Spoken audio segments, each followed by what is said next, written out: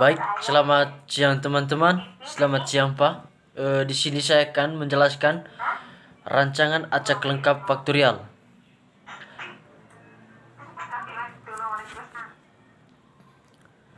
Apa itu rancangan faktorial? Percobaan faktorial adalah percobaan dengan perlakuan yang terdiri atas semua kemungkinan kombinasi taraf beberapa faktor.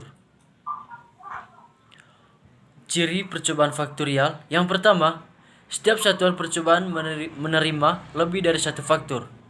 Yang kedua, setiap faktor memasuk lebih dari satu perlakuan atau level, aras, dan taraf.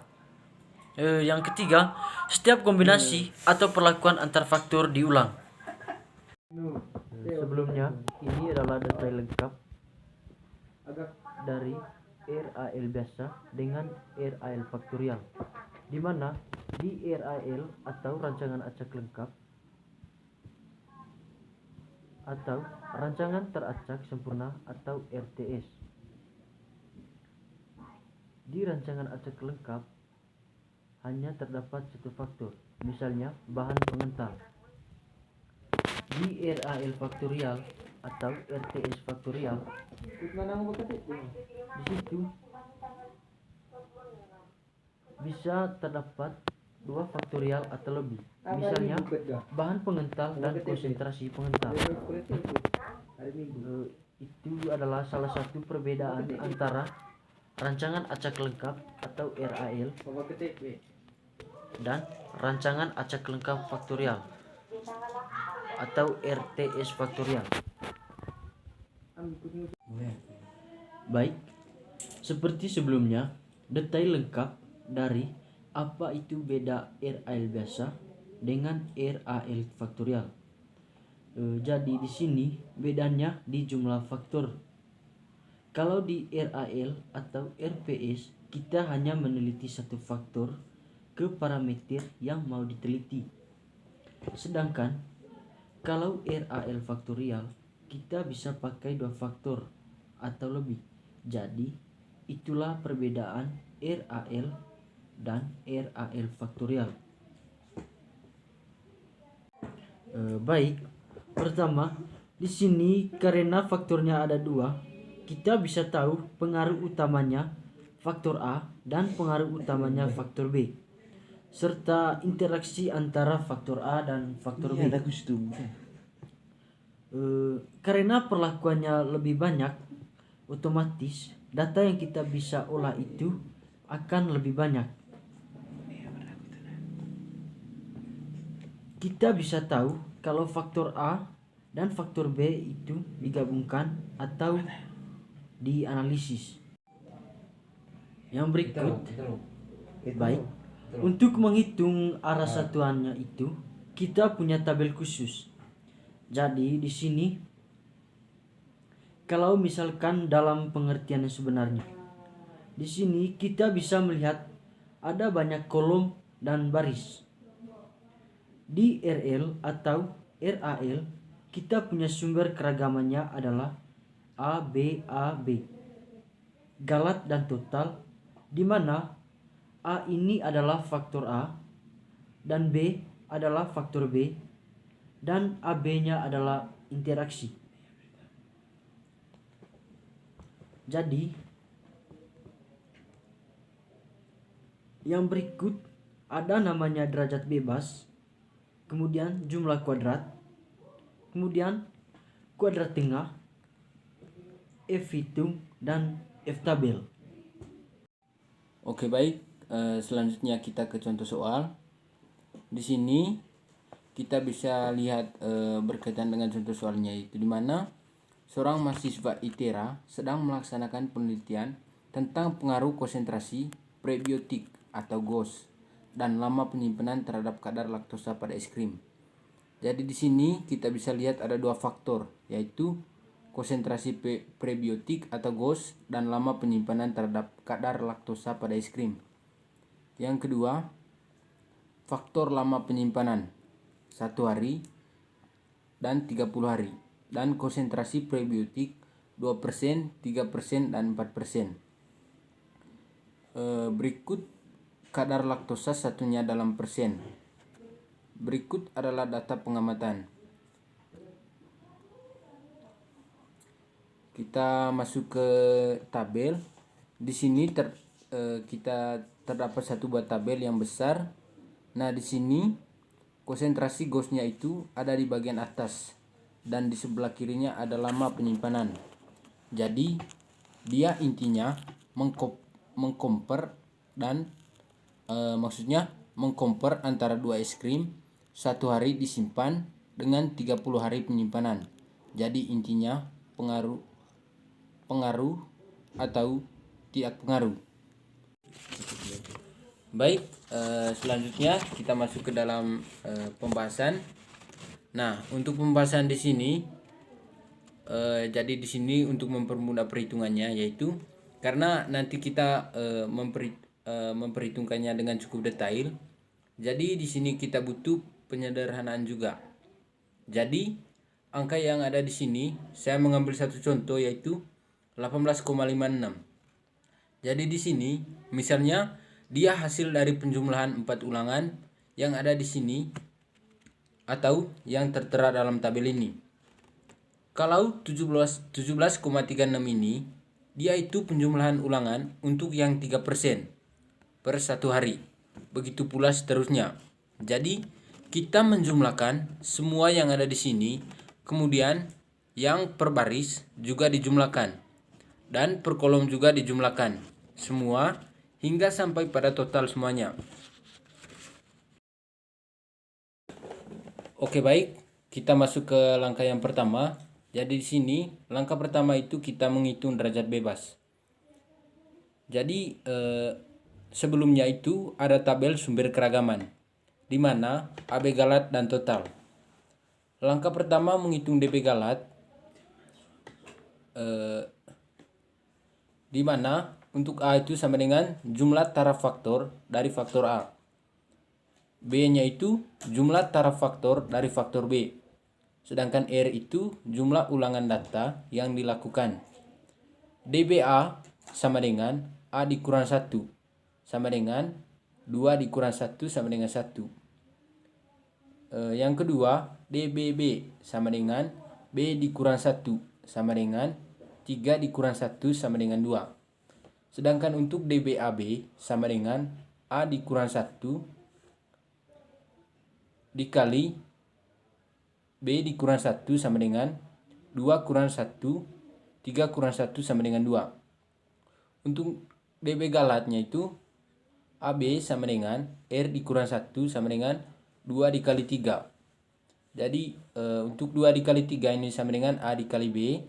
Sedangkan untuk 4 kurang 1 yaitu R dikurang 1. Jadi sehingga mendapatkan hasil yaitu 18. DB total ABR dikurang 1 sama dengan A dikali B dikali R, yaitu 2 kali 3 dikali 4 dikurangi 1, sehingga mendapatkan hasil 23. Oke, baik, kita masuk ke langkah yang kedua yaitu menghitung faktor koreksi. Jadi menghitung faktor koreksi di sini yaitu seperti kita lihat di rumusnya itu FK sama dengan Y kuadrat per R dikali A dikali B, yaitu R-nya itu yaitu ulangan, A yaitu taraf faktor atau jumlah taraf faktor A, sedangkan B yaitu jumlah taraf faktor B, sama dengan 93,0,4 kuadrat per 4 dikali 2 dikali 3 yaitu RAB, sama dengan seperti kita lihat untuk hasilnya yaitu 360,6851. Sedangkan langkah ketiga seperti kita lihat di sebelahnya itu ada kolom faktor koreksi. Sebelumnya itu kita sudah lihat tadi total JKP. Ini adalah jumlah kuadrat total. Jadi total seluruh perlakuan hitungan bisa dilihat di sini. Jadi ini data yang awal tadi, masing-masing data kita kuadratkan kemudian ditambah semuanya sampai ke 3 maksudnya sampai 3,01 kuadrat. Kemudian dikurangi FK atau faktor koreksi sehingga hasilnya menjadi 7,48003. Oke baik, kita masuk ke langkah yang keempat, yaitu menghitung jumlah kuadrat perlakuan atau JKP. Yang pertama, JKA sama dengan YI kuadrat per RB. R yaitu ulangan, untuk B-nya itu jumlah taraf faktor B, dikurangi FK. Untuk hasilnya bisa kita lihat dan sudah dijumlahkan di dalam slide.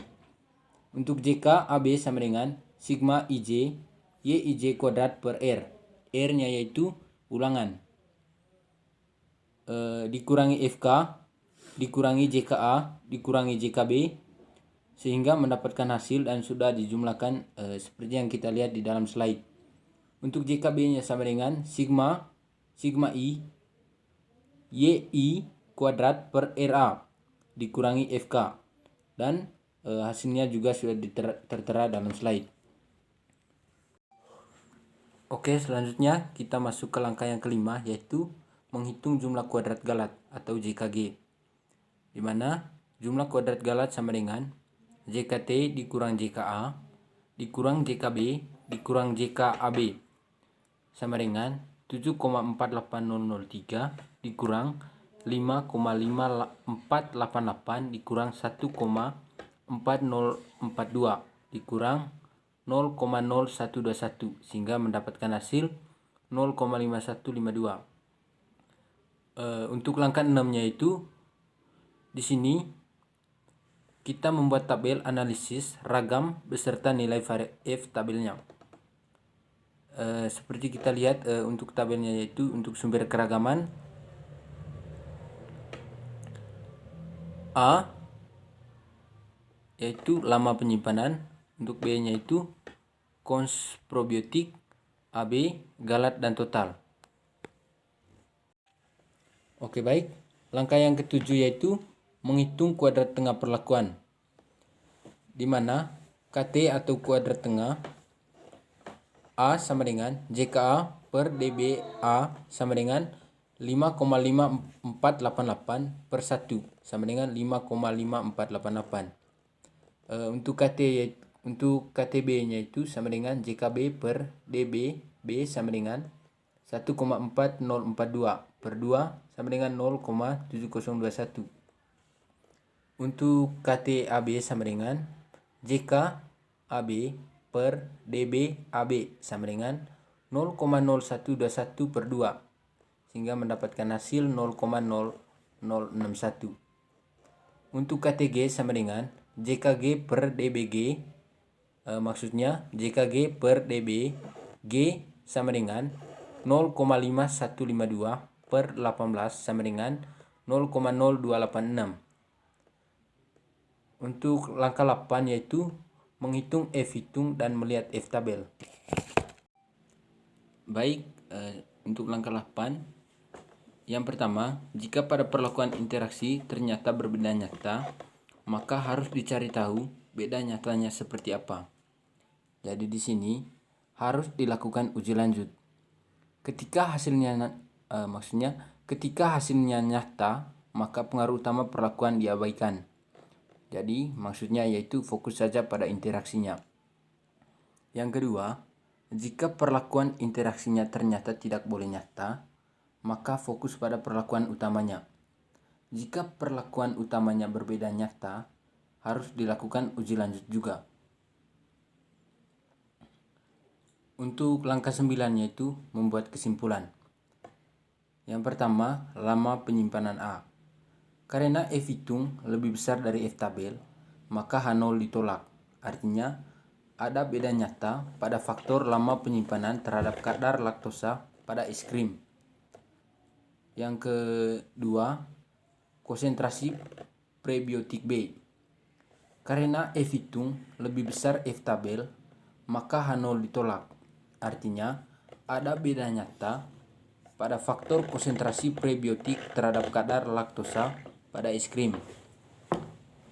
Yang berikut, interaksi lama penyimpanan A dikali konsentrasi probiotik B. Karena F hitung lebih kecil dari F tabel, maka H0 diterima.